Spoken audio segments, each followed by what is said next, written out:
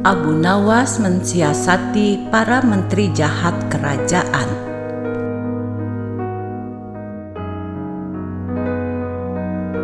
Suatu hari, kekecewaan dan rasa muaknya Abu Nawas terhadap pemerintahan yang dipimpin seorang sultan itu memuncak. Sebenarnya, Baginda Raja adalah seorang yang adil dan bijaksana.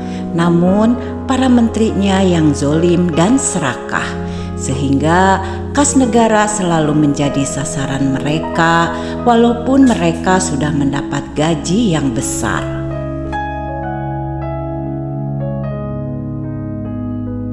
Singkat cerita, berangkatlah Abu Nawas ke istana Baginda Raja.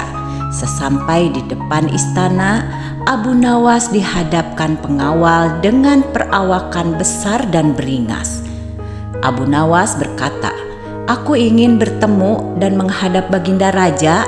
Seketika dijawab oleh pengawal tersebut, "Tidak bisa, Baginda Raja sedang sibuk," tandasnya. Abu Nawas memiliki cara untuk membujuk pengawal tersebut dengan berkata, "Tolong carikan jalannya, pokoknya kamu tahu beres, aku bisa bertemu dan menghadap Baginda Raja karena ingin mengambil hadiah dari Baginda Raja.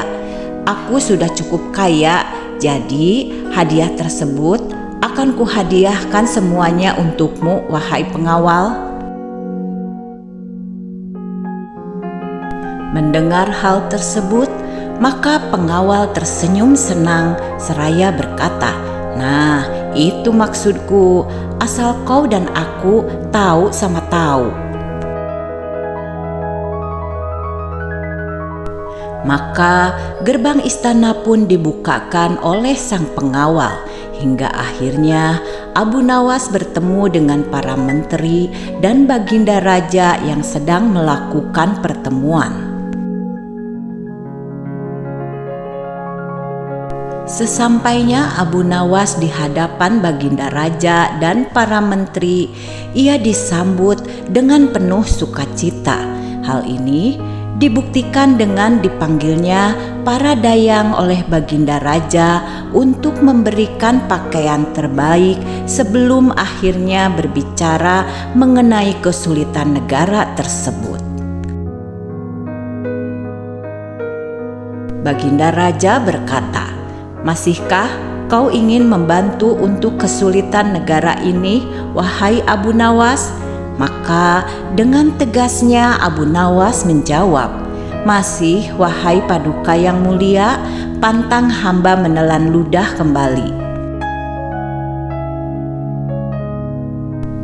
Mendengar hal tersebut, Baginda Raja pun kembali menantang, "Siapkah kau dengan hukuman mati apabila kau gagal menjawab tantangan tadi?" Abu Nawas menjawab, "Siap, Paduka. Hamba pun ingin mendapatkan hadiah apabila hamba berhasil akan hal tersebut."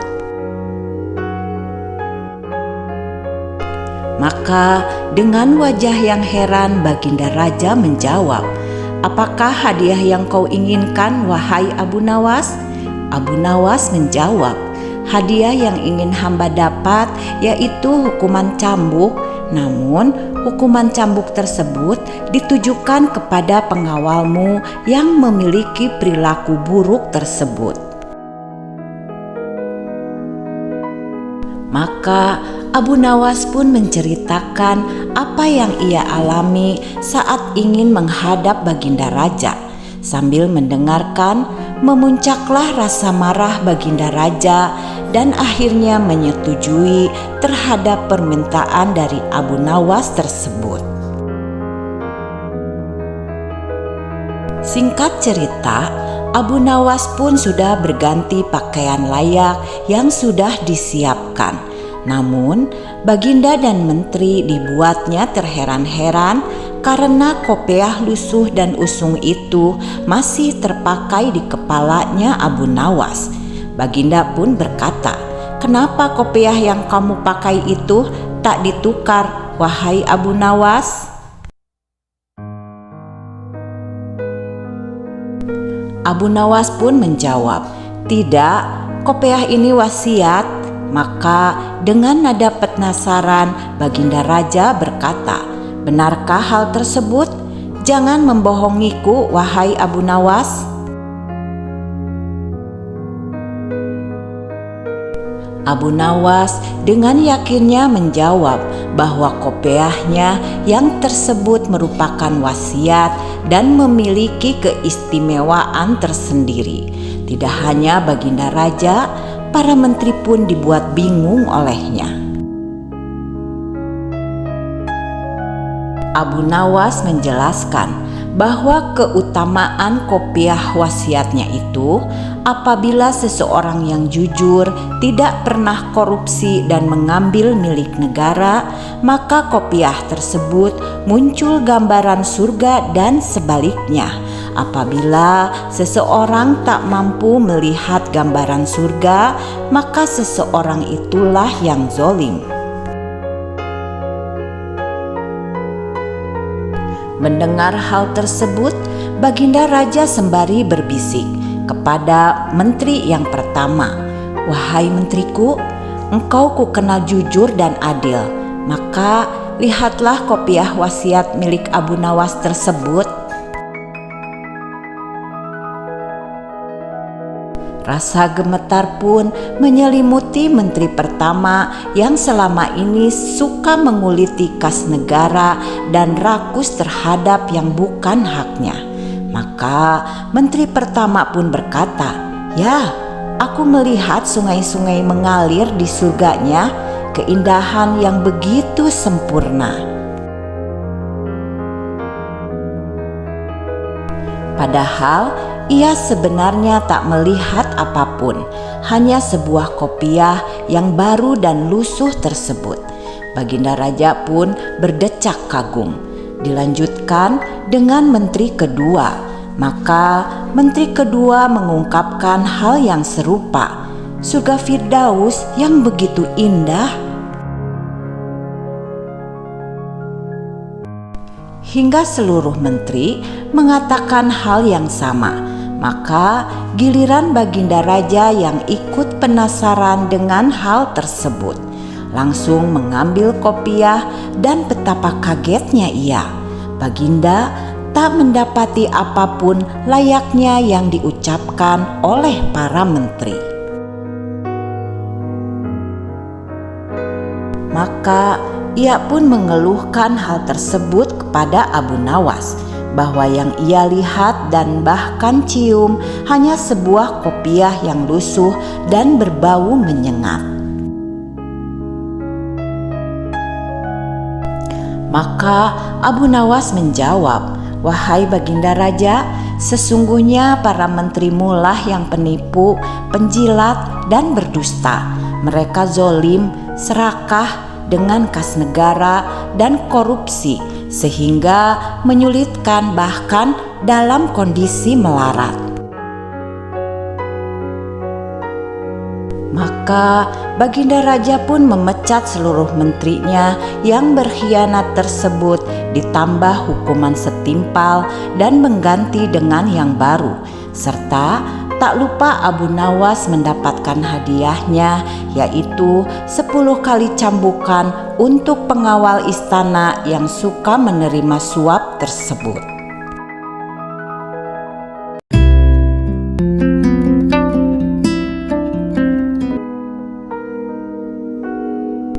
Cara Abu Nawas agar teman berutang cepat membayar.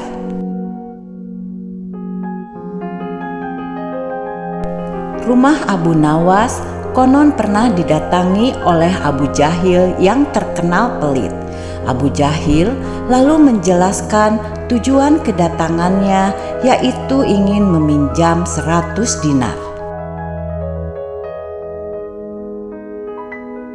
Tentu saja Abu Nawas terkejut mendengarnya.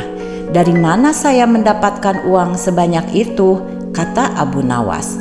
"Ayo, aku yakin kamu pasti ada. Pinjami aku selama sebulan, pinta Abu Jahil sedikit memaksa.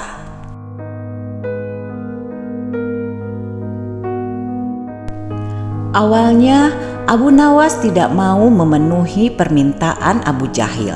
Namun karena terus-menerus didesak, akhirnya Abu Nawas tidak bisa menolak. "Tapi kamu benar ya, hanya berjanji sebulan," kata Abu Nawas mengingatkan. "Iya, saya berjanji Abu Nawas, bulan depan kebun saya akan panen. Saya pasti akan mengembalikan uang pinjaman itu," jawab Abu Jahil.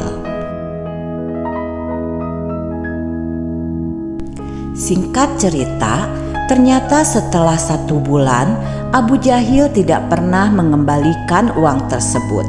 Padahal saat itu kebun Abu Jahil memiliki hasil panen yang melimpah ruah.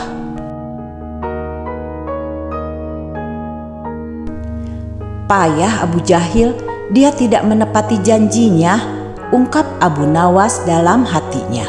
Karena membutuhkan uang, Abu Nawas terpaksa pergi ke rumah Abu Jahil untuk menagih hutangnya. "Bagaimana dengan janjimu, Abu Jahil?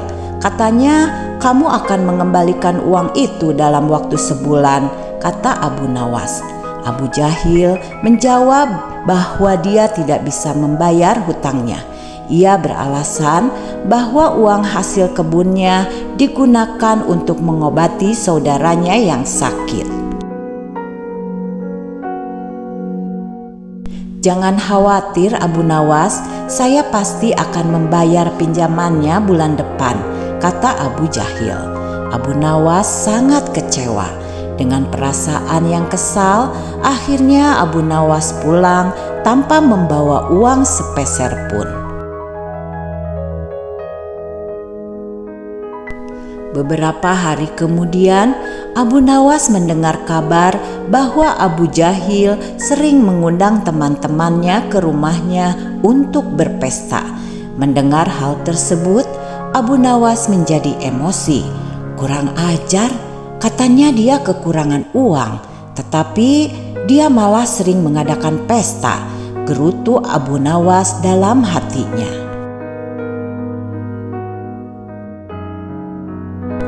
Abu Jahil pasti tidak akan membayar hutangnya karena 1000 alasan. Akhirnya Abu Nawas mendapat ide untuk memberikan pelajaran terhadap Abu Jahil. Keesokan harinya, Abu Nawas pergi ke desa seberang untuk menemui sahabatnya. Dia mulai menyusun strategi dan meminta bantuan seorang temannya. Setelah strateginya matang, Abu Nawas segera mendatangi rumah Abu Jahil. Setiba di rumah Abu Jahil, "Mengapa kamu di sini, Abu Nawas? Aku sudah bilang kan, jika mengembalikannya, uang itu bulan depan," kata Abu Jahil. "Jangan salah paham Abu Jahil, aku di sini bukan untuk menagih hutang. Aku ingin mengajakmu bertemu dengan orang pintar," jawab Abu Nawas. "Ada perlu apa memangnya?" tanya Abu Jahil penasaran. "Begini Abu Jahil, di desa seberang katanya ada dukun pesugihan yang bisa membuat kita kaya. Aku ingin mencobanya ke sana," jawab Abu Nawas mulai menjalankan strateginya.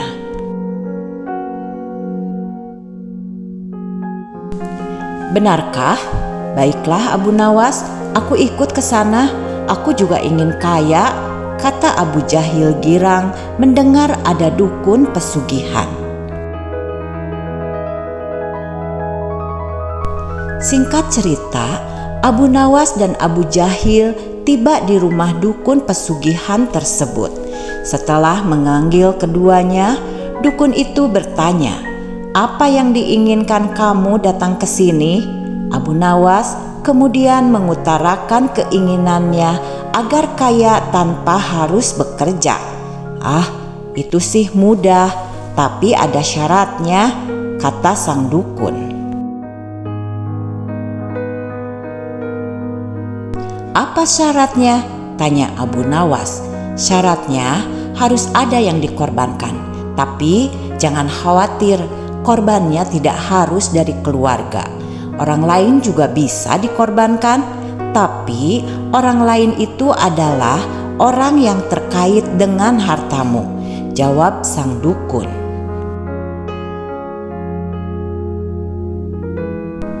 "Apa maksudmu? Aku tidak mengerti," tanya Abu Nawas. "Ya, maksudnya adalah misalnya siapapun yang berutang uang kepadamu, orang itu dapat digunakan sebagai korban, meskipun dia bukan anggota keluargamu," jawab sang dukun lagi. "Bagaimana jika orang itu tidak mau?" tanya Abu Nawas. "Kamu tidak perlu meminta izin kepada orang tersebut. Nanti ia akan jadi korban tanpa ia sadari dan tiba-tiba mati dengan mengerikan," kata dukun menjelaskan. "Baiklah, aku mengerti dan aku setuju," jawab Abu Nawas sambil memandang kepada Abu Jahil. Abu Jahil tiba-tiba merasa akan dikorbankan. Ia pun langsung gemetar.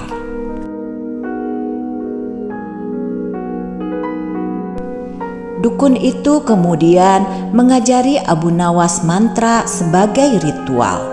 Tengah malam, setelah kembali dari rumah dukun, Abu Nawas berkata di tengah jalan, "Abu Jahil, kamu tidak perlu mengembalikan hutang 100 dinar. Saya ikhlas," kata Abu Nawas.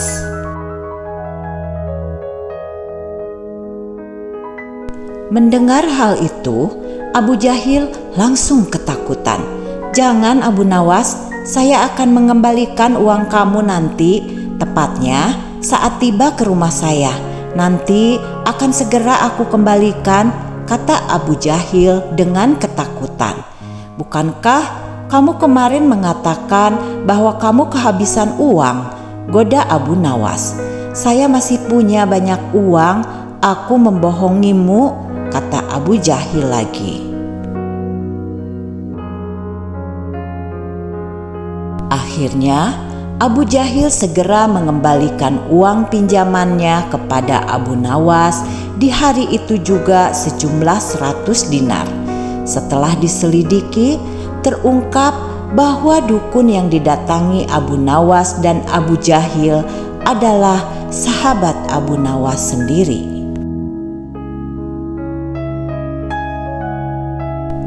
Taktik ini sengaja diatur oleh Abu Nawas dan kawannya tersebut agar Abu Jahil segera melunasi utangnya. Cerdas sekali ya Abu Nawas.